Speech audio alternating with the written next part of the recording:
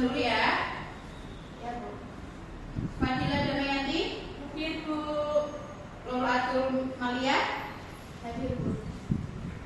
Farha Aina, Hadir, Bu. oke. Rama, Tidak ada. enggak ada. Kenapa sakit? Ya, Bu. Hari ini kita akan belajar tentang mencatat transaksi berdasarkan mekanisme debit dan kredit. Ada yang masih ingat materi sebelum materi ini? Fadila bisa menjawab? Materi sebelumnya yaitu perencanaan dasar akuntansi. Ya. Pengertiannya apa? Perencanaan dasar akuntansi adalah penggambaran pengaruh transaksi keuangan terhadap posisi keuangan perusahaan yang meliputi harta atau aset dengan sumber dananya. Oke. Materi yang kemarin ada hubungannya juga dengan materi ini. Tujuan dari pembelajaran ini, Ibu akan sampaikan dulu.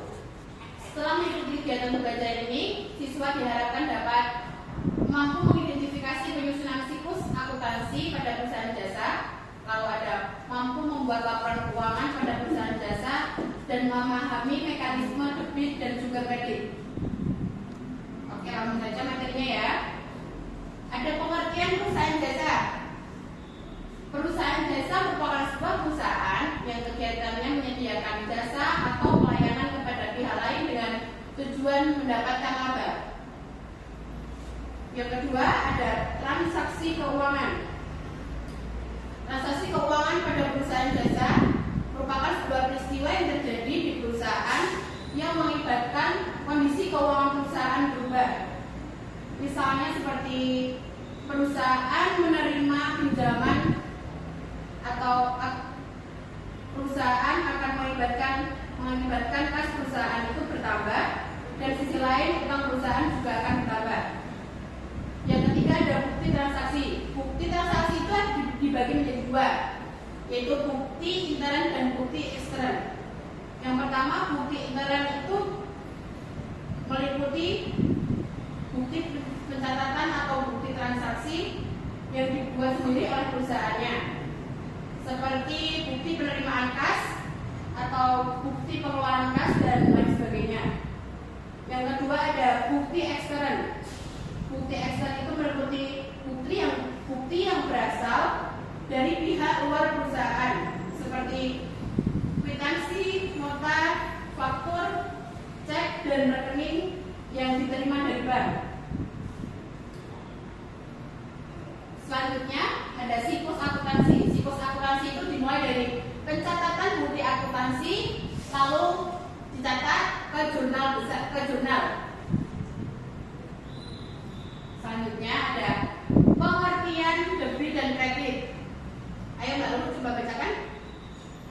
Debit dulu. Pengertian debit dalam akuntansi menunjukkan sisi sebelah kiri pada suatu akun.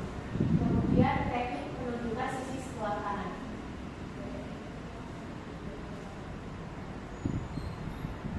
Oke, mekanisme debit dan kredit. Pencatatan transaksi ke sebelah debit dan kredit menunjukkan adanya penambahan atau juga pengurangan terhadap rekening maupun akun di setiap transaksi pada suatu perusahaan. Paling sedikitnya akan mempengaruhi dua perkiraan. Dalam pencatatan, sisi debit dan sisi kredit harus seimbang atau harus sama hasilnya. Jadi kalau debit dan kreditnya nggak sama itu berarti dinamakan nggak balance ya. Berarti dari sisi debit dan sisi kredit itu hasilnya harus sama. Oke, selanjutnya ada peraturan mekanisme debit dan kredit. Yang pertama ada harta.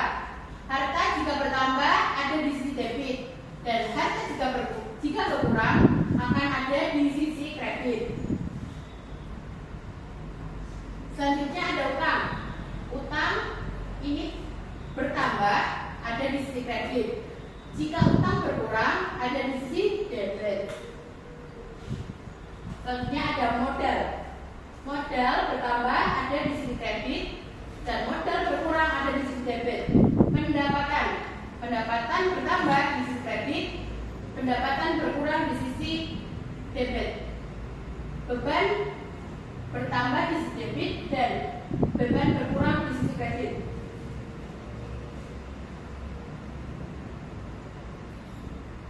Oke, contoh soal ini. Tuannya ya, kita langsung ke contoh soal aja ya.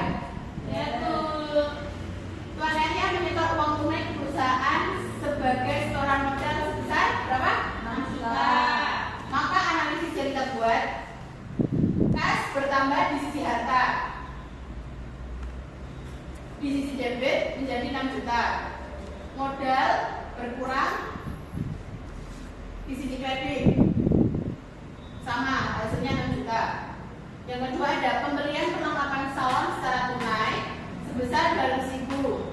Maka analisis yang kita buat, perlengkapan bertambah, yaitu perlengkapan kan harta kan, akan bertambah di sisi debit sebesar 200.000.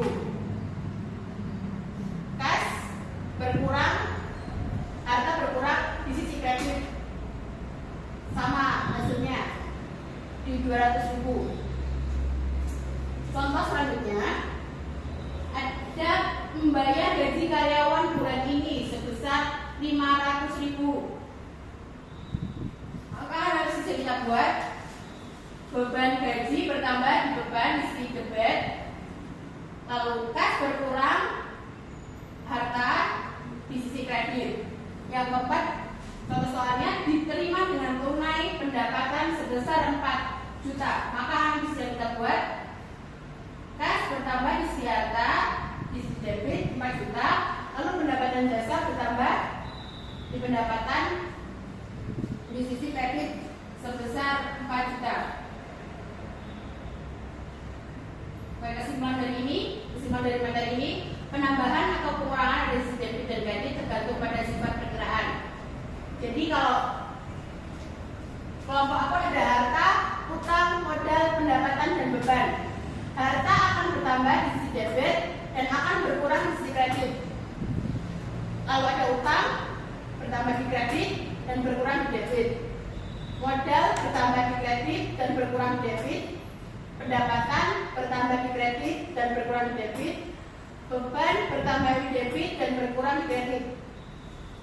Dasar akuntansinya itu kalian harus tahu ini. Kalau harta bertambah di debit dan berkurang di kredit, kalian tinggal hafalin aja. Kalau harta, utang, modal, pendapatan, beban, ini kan gampang kalau dihafalin kan? Ya.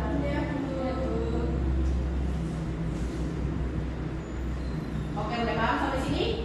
Paham. Oke, kita akan, ini ada soal dari ibu, kalian suruh mengerjakan ya 5 soal saja. Oke? Ya, Bu.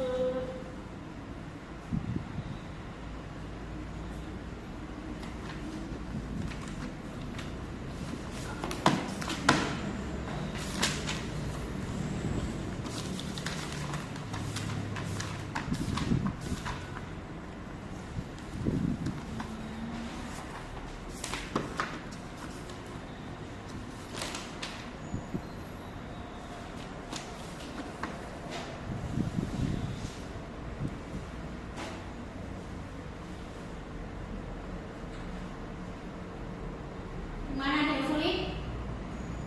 Jangan mencatat.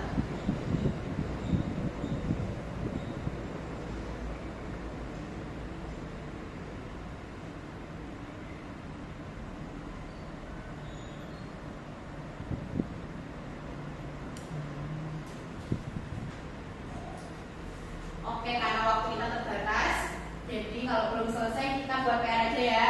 Sampai nomor berapa? Tanggal 10, Bu. Oke. Pertemuan minggu depan kita akan mengulas lagi soal ini lalu ke materi selanjutnya. Ya, Bu. Oke, sudah paham semuanya? Ah. Jika masih ada kesulitan, jangan berhenti dan jangan menyerah ya.